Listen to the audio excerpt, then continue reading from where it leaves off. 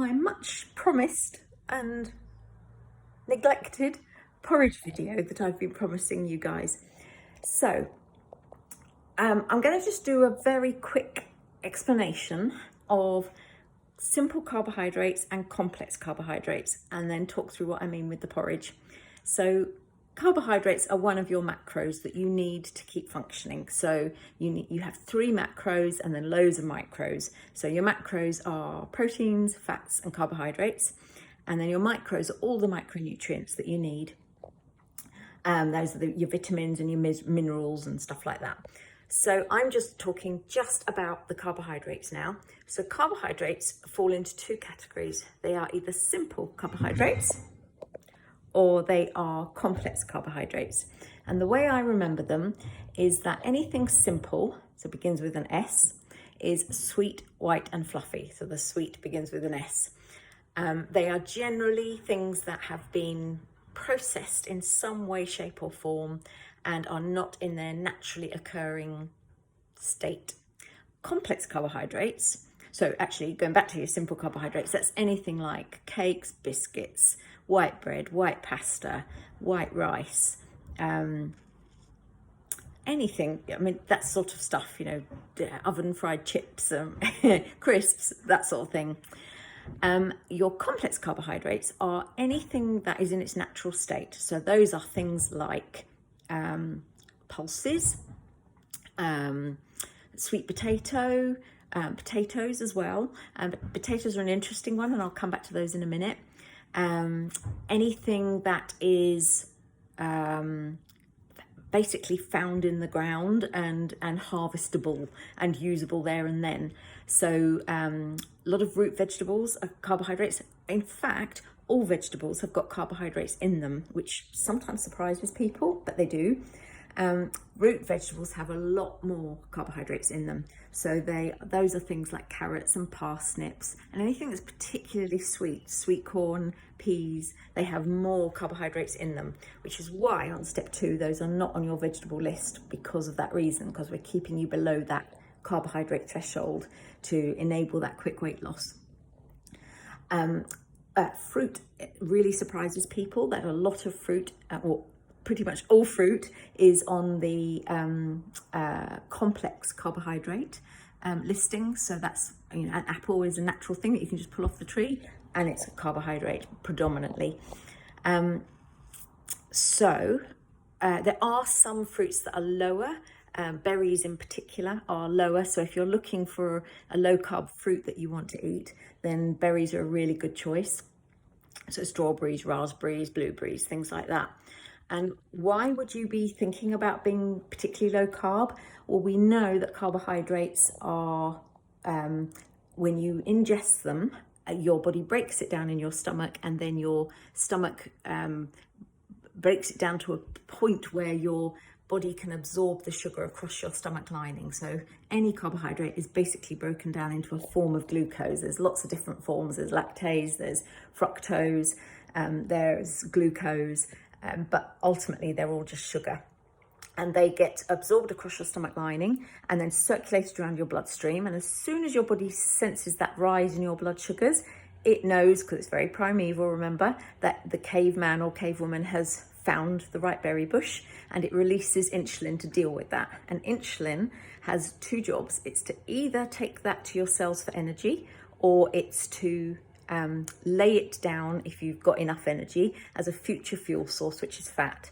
So being aware of how many carbs we have is important, because that will control our insulin, which will then control how much fat we lay down. It's not as simple as that, because obviously you can still put on weight and have very few carbs, because it's also about your calories and the and that it's not just about your carbohydrate load. But I'm giving you this example of all of this explanation through porridge, believe it or not. So I wish I had a natural stalk of oats that I'd found in a field somewhere, but I don't. So the next best thing to it is something called Pinhead Oats. And those are oats that have been harvested and then cut with a steel cutter. And they're the most natural that you can get oats to actually cook with, and they look like this. So hopefully You can see that. I'm trying to move it so you can actually see it. Come on, there you go.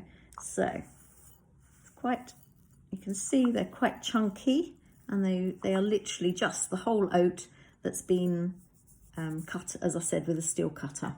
Okay, so that's the most natural you can get it. This one is the much slower release of carbohydrates into your system. Because it's in its pretty much natural state, it takes your body a lot longer to break that product down, that thing down, and access the glucose. And so you get a much slower release of the glucose that's in the oats into your bloodstream. And that means that your insulin is much less likely to peak, and your blood sugar is less likely to peak and then plummet, because it's a much slower process. So that's a lot better for you from a blood sugar and insulin release perspective. The next step up is this one, and these are the whole rolled oats. Okay, so you get these a lot. In fact, I should have kept the packet out for you where I got them from, so hopefully you can see there's the box, because I use these a lot for baking. And then here is the whole oats. So you can see, if I can try and keep this still, that those are basically the same thing as the Pinhead Oats, but they've just been flattened. In fact, actually, these haven't been cut. These are whole oats that have just been rolled flat, and that's what those are. Sold, I think, as jumbo oats in the supermarket. So they're much chunkier.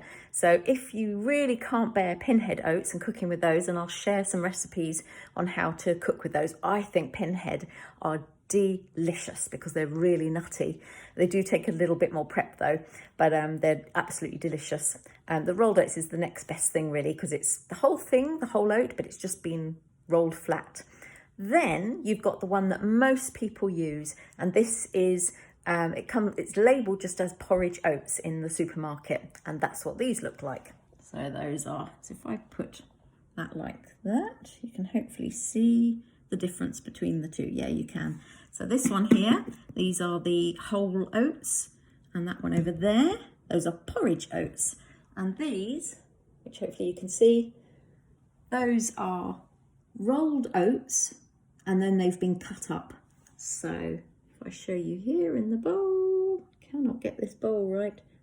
There you go. So those are much more bitty. And so those have had by the fact that they've been then rolled and then cut up really finely, there's a lot more powder in there. And that's because the cell walls of the oats have been all broken up. And so a lot of the starchiness and the oat itself is much more readily absorbed, which means that you'll get a much higher peak of your blood sugars and a much quicker increase in your insulin levels. And finally, we've got this one. Doesn't have to be Quaker. Hopefully you can see that. So I just got that for you.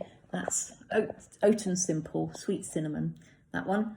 And that one looks like that, which is really powdery. You see that? Really powdery. These have often, I mean, I've got it all over my hand. Can you see that? It's that powdery.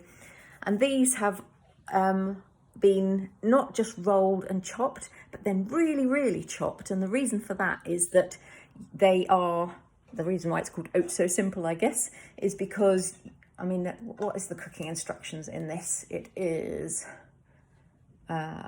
mix it up, add boiling water to inside line, leave for a minute and stir and enjoy. So because it's been so processed, you are getting much more of a quicker absorption of the water, and there's no sort of cell walls really to speak of, maybe a few, but there's not as many to get through, and so it rapidly absorbs the water and is therefore more edible and quicker for you, which is way more convenient for you, but not nearly as healthy, because all of that, and actually in these packets they often have added sugar. What are the ingredients in this one? We've got oats, skim milk powder and sugar. So skim milk powder in itself will be, you'll get the sugar from the lactase in that. So that's just a little bit of a demonstration. I will try and do it this way to show you. So Pinhead Oats, then we've got the rolled oats, then we've got the porridge oats, and then we've got the Quaker Oats So Simple. So obviously the purpose of this is to help you understand a bit more about carbohydrates, and also ideally you want to choose towards the Pinhead end and not towards the Quaker Oats end. You may be someone who is not so carbohydrate sensitive and can tolerate something like the Oats So Simple, in which case, good for you, go for it. But I would note how these things make you feel. If you have some Oats So Simple, I bet you anything that it doesn't keep you as full as the Pinhead Oats will. So if you were to have a portion of the Pinhead Oats, I bet it'd keep you fuller for ages. Oats are great, really, really good for you. They're really good for cholesterol lowering, really, really good slow release carbohydrate.